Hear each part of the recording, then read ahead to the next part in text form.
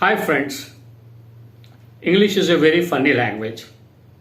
When I say I completed my job, that means I have finished my job.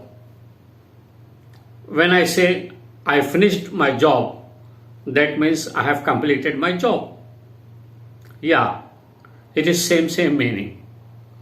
But Pasha got confused when his wife explained to him meaning of these two words very simply,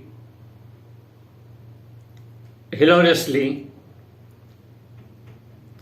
She asked Pasha, "Are we married?" Pasha said, yes.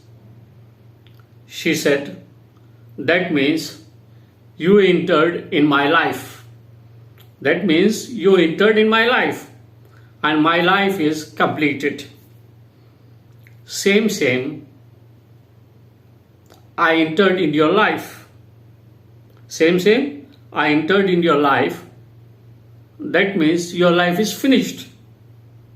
Pasha said, "Oh my God, it is English. It is not English, it is English Vinglish." Thank you, my friends. Hope you enjoy this joke. Thank you.